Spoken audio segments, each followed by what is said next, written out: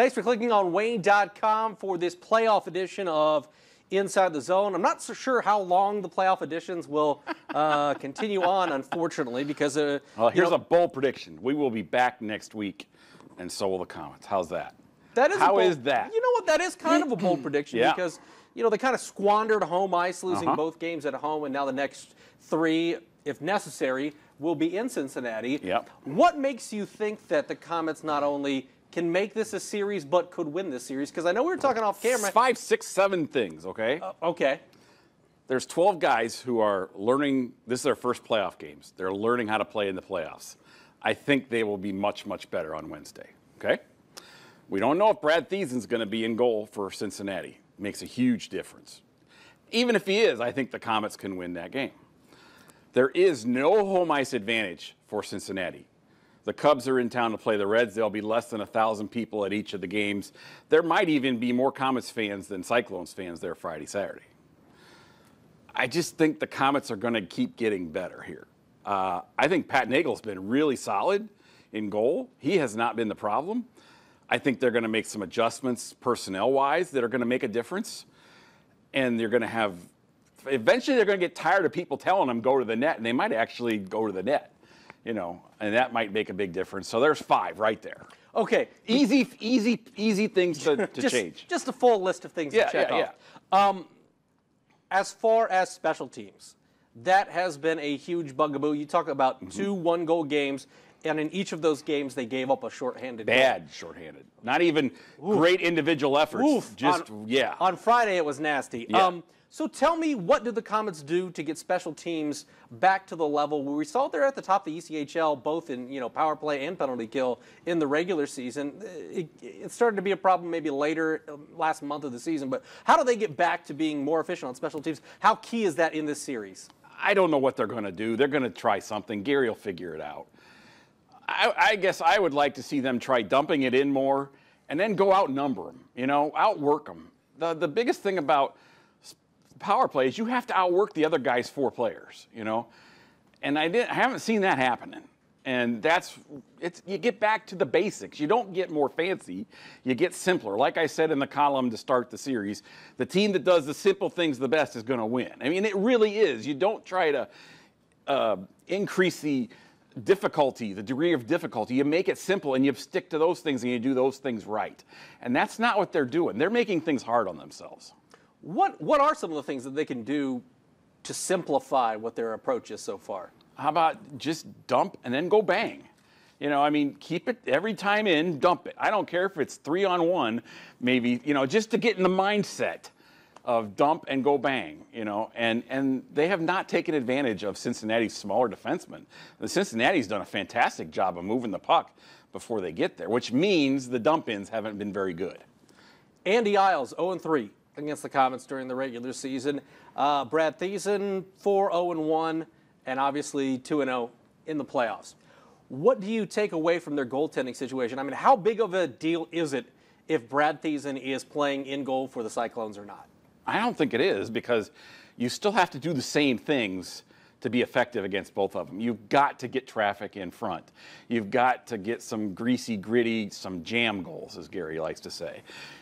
They all know that. I mean, there's no secret to this, okay? It's, are you willing to do it?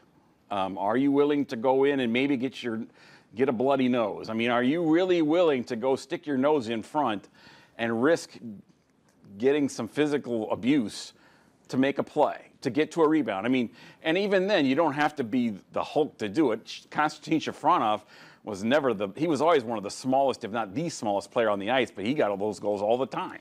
I'm going to lift these numbers from your article because I like that you do the research and then I take the credit. When they're down 0-2 in a playoff series, they've won 3 times: 63 against Muskegon, 2008 against Port Huron, 2012 against Missouri. They all went on to use that momentum to go win a championship that season. Right. So what makes you think that this year's group has what those groups had? And you're saying they not only can make this a series, you think this is a winnable series. Yeah, I think it's a winnable series. I really do. Either way, if they win, there's going to be doubt for the Cyclones, okay, going into the next game. Suddenly, the pressure all shifts. And again, there is no home ice advantage. Komets were 4-3 in Cincinnati this season. There's going to be, 20% of the crowd there as there was in the regular season. Right. I just think they're going to get better. They're going to get smarter. Maybe they're going to learn from their mistakes finally. Which, how long have we been talking about that all year too? Well, going into Wednesday, how big of a game is Wednesday? I mean, Wednesday is. Yeah. I hate to use the cliche in sports where you know, it's a must-win game. It's a must-win game. It's a must-win game. Yeah, it really is. Yeah, and it doesn't matter who's in goal for them. It's a must-win game. So yeah, I mean, it is. How bad do you want it? Lay it all out there, guys. I mean, that's what the playoffs are. They are endurance, perseverance, and emotion. It's like you don't hold anything back. Speaking of not holding anything back, the Komets have outshot Cincinnati by a large margin. Yeah, but we'll look where they're shooting from. There's a difference between quality and quantity, I guess would be my approach. Their approach right now appears to be quantity.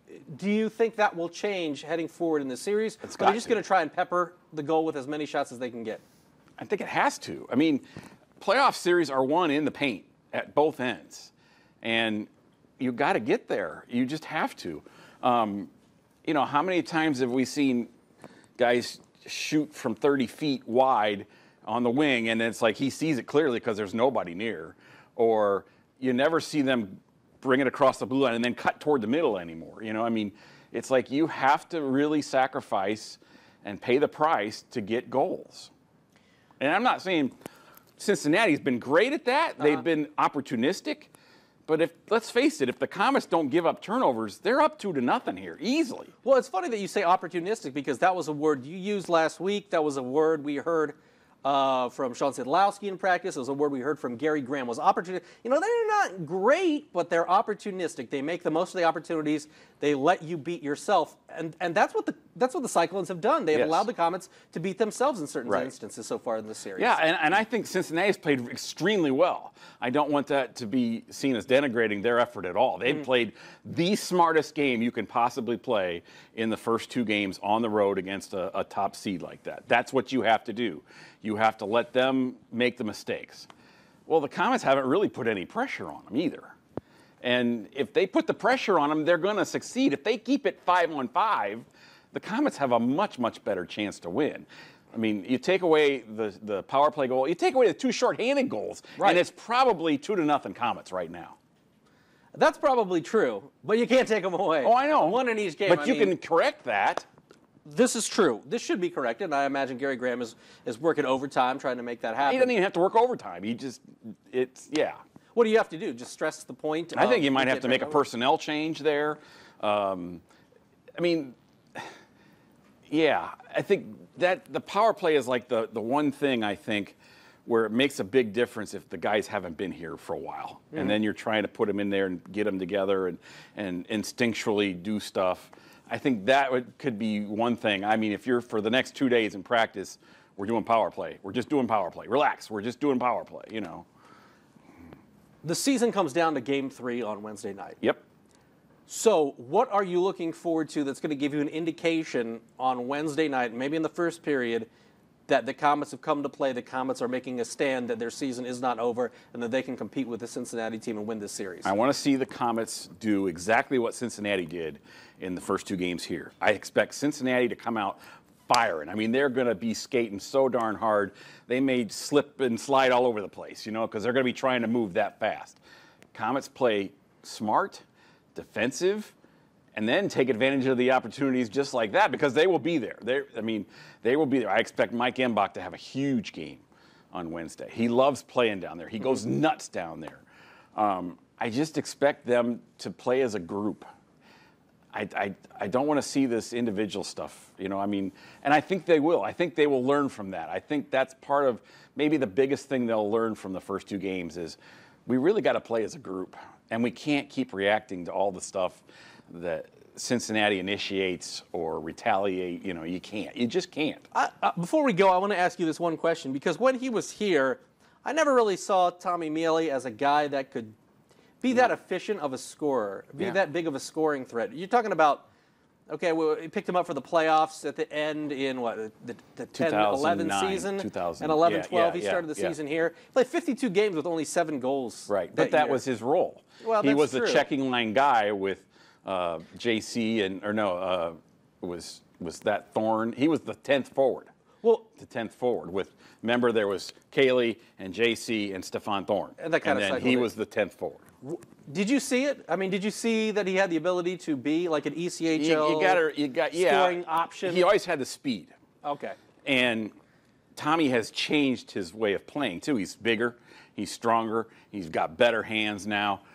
He always talked. I mean, he talked like crazy.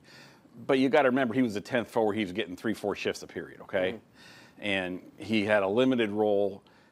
And, you know, the guys ahead of him were better, okay? I mean, that line was fantastic as a third line, just the way it works. Yeah. Now, sometimes you go other places, you get to try more things. Look at Kyle Thomas this year, you know, and you develop. And I think he's worked really, really hard, Tom Mealy has, to become a real ECHL player and a leader. Yeah, I was going to say he's such a key part of what they were doing. Yeah. And I obviously I don't see the Komets as much as you do in practice and at the games. Sure. But I just wondered if you had seen some of the qualities that we are seeing from him now. He had the qualities. He always had the qualities because he would always talk on the ice and he kept his mouth shut off the ice and he would learn. You know, he was always bugging guys. Okay, what is this? What do you think of this? And he was really good that way. I mean, he's just a great kid. I mean, great individual. Well, we hope he does well, just not well in the rest of the series, as long as the Komets get some victories. And this is exactly what he's been doing all season, too, for Cincinnati. I mean, he came there in January, but every time, you know, the Komets saw him, he was doing the same things. He was leading the charge for them. All right, well, we will lead the charge into Wednesday, a huge game for the Komets. Game 3 on the road in their first round series against the Cyclones. We'll be back next Monday talking Komets hockey here on Inside the Zone. This week for Blake, I'm Glenn, and we'll see you next Monday.